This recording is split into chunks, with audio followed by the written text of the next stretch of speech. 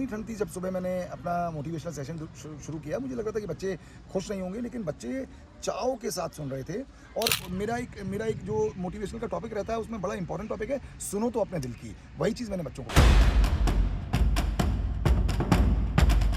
GLA के CEO Neeraj Agarwal ने real के बच्चों का चिरस्थायी उत्साहवर्धन किया। आज दिनांक 16 जनवरी रियल इंटरनेशनल स्कूल के लिए एक अत्यंत महत्वपूर्ण दिवस रहा। शिक्षा जगत के लिए धूमकेतु मानवता के प्रतीक, राष्ट्रीय प्रसिद्ध प्रेरक टॉप यूनिवर्सिटी में शामिल जीएलए यूनिवर्सिटी के सीईओ अति सम्माननीय नीरज अग्रवाल का अदुक्की स्थित रियल इंटरनेशनल स्कूल में आगमन हुआ। विद्यालय के लगभग 300 से अधिक विद्यार्थियों, अभिभावकों व समस्त शिक्षागणों एवं प्रबंधन का उत्साह व उल्लास चरम पर था। लगभग 1 घंटे के सेशन में श्री अग्रवाल सर के जादुई वास्तविक जीवन से जुड़े हुए व तार्किक संदेशों तथा अनुभवों को सुन श्रोताओं के पैर जमीन पर नहीं थे। संपूर्ण प्रांगण तालियों की गड़गड़ाहट और खुशी के शोर से बार बार गुंजायमान होता रहा। शिक्षिका शिखा सुभी गरिमा पूनम ने संपूर्ण व्यवस्था को संभाला व संचालन हेमलता ने किया। विद्यालय चेयरमैन गंगा प्रसाद प्रजापति, डायरेक्टर पुनीत प्रजापति व सिमर प्रजापति ने गुलदस्ता व स्मृति चिन्ह देकर अग्रवाल स्वागत किया। प्रधानाचार्य पंकज अग्रवाल ने पटका पहनाकर सम्मानित किया। लाइव सेशन में अनेकों बच्चों व शिक्षकों द्वारा कई जटिल प्रश्नों का उत्तर अग्रवाल ने बड़ी ही सहजता से दिया व भविष्य के लिए प्रोत्साहित किया। समस्त शिक्षकों ने भी गुलदस्ता देकर अग्रवाल का स्वागत सत्कार किया। मोनिका प्रियंका व शिक्षिका पूनम कुंतल द्वारा हस्त निर्मित तस्वीर नीरज अग्रवाल सर को प्रदान की गई। अतः नीरज अग्रवाल सर ने अपने चमत्कारिक चुंबकीय शब्दों व अनेकों किस्सों से समस्त श्रोतागणों को मोहित कर, भाव विभोर कर, कृतार्थ कर अपनी वाणी को विराम दिया। अच्छा, मैं ये बता देना चाहता हूँ कि मैं आश्चर्यचकित हूँ। सबसे पहले आप यकीन मानिएगा, मैं आया, मेरे साथ डॉक्टर अमित अग्रवाल जी हैं, नितिन गौर साहब हैं, जीएलए की टीम है, और मुझे विश्वास नहीं था कि इतनी दूर इतना शानदार एक व्यवस्था पुनीत ने बना रखी है। आप यकीन मानिएगा, इसलिए नहीं कि मैं कैमरे पर बोल रहा हूँ, मैं तो चाहता हूँ कि मथुरा के काफ़ी सारे लोग यहाँ आएँ और देखें कि शहर से दूर सही मायने में एक अच्छा स्कूल जो पनपता है। अभी मुश्किल से 4-5 साल हुए हैं, अगले 10 साल में ऐसी ही जगह पर स्कूल होना चाहिए जो भीड़ भाड़ से दूर हो, जो शहर की चकाचौंध से दूर हो, जहाँ बच्चे वाकई पढ़ने के लिए आ रहे हैं, पढ़ें। और अभी शुरुआती इंफ्रास्ट्रक्चर मैं आपके साथ खड़ा हूँ, कैमरे में देख रहा हूँ, बहुत शानदार शुरुआती इंफ्रास्ट्रक्चर है। अगले 5 साल में ये स्कूल मुझे लगता है कि मतलब कमिश्नरी का बहुत अच्छा स्कूल निकल कर आएगा, ऐसा मेरा विश्वास है। देखा जाए बच्चों के अंदर कैसा उत्साह देखने को मिला? हाँ, मतलब ये दूसरा बड़ा अच्छा आपने सवाल पूछा। इतनी ठंड थी जब सुबह मैंने अपना मोटिवेशनल सेशन शुरू किया, मुझे लग रहा था कि बच्चे खुश नहीं होंगे, लेकिन बच्चे चाव के साथ सुन रहे थे। और कई सारे बच्चों की आंखों में मुझे वही चमक दिखाई दी जो मैं एक कहानी के माध्यम से बताता हूँ।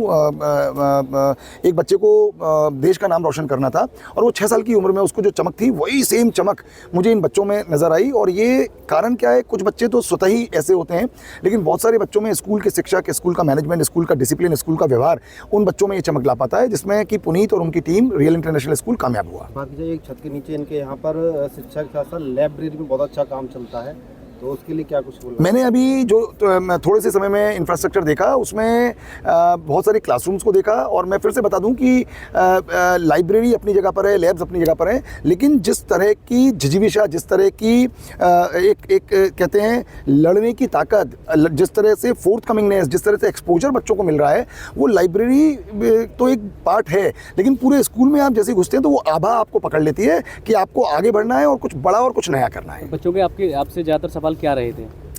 अब बहुत अच्छे सवाल रहे, बहुत ये भी रोचक सवाल है। उन्होंने अपने निजी सवाल पूछे कि दुनिया हमें रोकती है, तो मैंने उसके लिए कुछ जवाब दिए कि मेढक की कहानी सुनाई और बहुत सारी चीज़ें बताई। उनके अपने निजी सवाल थे कि हम कैसे इस सपने को पूरा कर सकते हैं। हम सपने बांध तो लेते हैं, लेकिन हमारे पेरेंट्स हुए, हमारे रिश्तेदार हुए, हमारे आसपास का समाज हुआ, वो हमको रोकता है। तो मैंने अपना उदाहरण दिया और लोगों का उदाहरण दिया।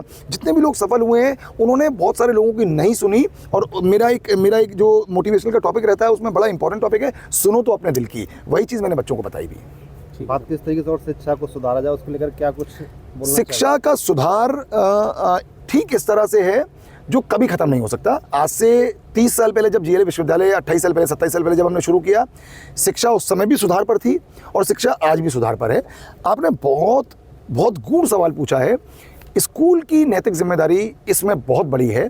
जब तक बच्चा कॉलेज या यूनिवर्सिटी में आता है तब तक वो पक्का घड़ा हो चुका होता है और उसमें बदलाव बहुत नहीं हो पाता, चाहे वो अंग्रेज़ी भाषा बोलने का हो या कोई भी भाषा बोलने का हो, चाहे हिंदी भाषा बोलने का हो, चाहे उसकी टेक्नोलॉजी की से रिलेटेड बातें हों या उसके सोचने का तरीका हो। तो मैं, पुनीत मेरे साथ खड़े हुए हैं, मैं इनसे आग्रह करूँगा कि ये अभी कच्ची मिट्टी इनके पास होती है, इसको वो रूप दे जो आगे जाके इनके और उनके दोनों के काम आ सके, यानी कि राष्ट्र के काम आ सके। सबसे पहले मैं धन्यवाद देना चाहूँगा आप सभी का, आप सभी हमारे इस प्रोग्राम में आए और मैं बहुत हृदय से धन्यवाद देना चाहूँगा नीरज सर का।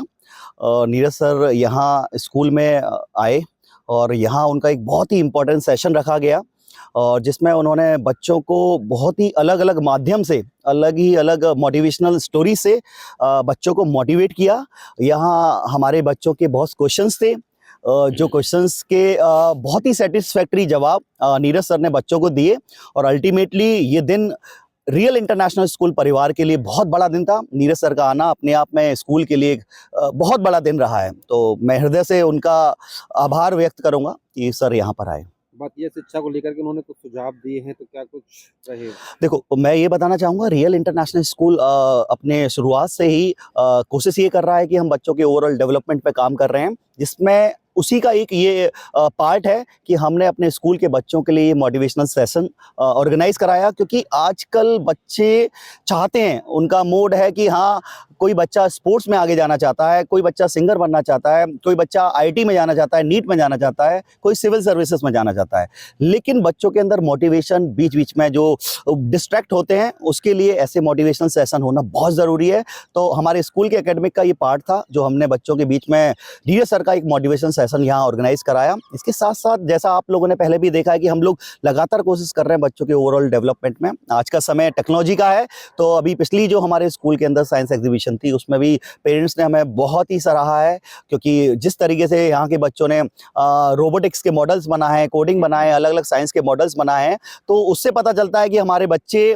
मतरा में एक अलग ही स्थान बनाए हुए हैं और आए दिन हमारे बच्चे अलग अलग कॉम्पिटिशन में जो पार्टिसिपेट करते हैं वहाँ से भी रिजल्ट जो बच्चों का आता है वो हमेशा उज्ज्वल ही आता है। एंड मैं थैंकफुल हूँ अपने पूरे स्टाफ का, अपने प्रिंसिपल सर का और सभी अभिभावकों का, जिनका भरोसा हमारे ऊपर है और उस भरोसे पे हम लगातार काम करके यहाँ के बच्चों के डेवलपमेंट के लिए लगातार काम कर रहे हैं। सर, पहले तो हम इसी बात के लिए बहुत ज़्यादा ऑब्लाइज्ड हो गए कि श्री नीरज अग्रवाल जी यहाँ आए, जो कि अति व्यस्ततम जिनका शेड्यूल रहता है, मालूम है हमें किस तरीके से उनका, लेकिन यहाँ आज वो जब आए तो ये जानने को मिला कि बहुत बड़े मोटिवेटर भी हैं। वो एक बहुत पॉजिटिव एनर्जी के साथ रहते हैं हमेशा, और आप ये समझिए वो माहौल बना कि इवन हमारे जो सारे बच्चे थे, सारे स्टूडेंट थे, 500 से ऊपर, 800 से ऊपर स्टूडेंट्स करीब आज जो गैदरिंग में थे, वो सभी इतने उत्साहित रहे, इतने एक्साइटेड रहे कि उन्होंने कहा कि सर नेक्स्ट विजिट सर की कब पॉसिबल है, जो कि ईजिली पॉसिबल नहीं है, हम जानते हैं। तो बहुत बड़ी बात थी, बहुत बड़ा दिन था आज हमारे लिए।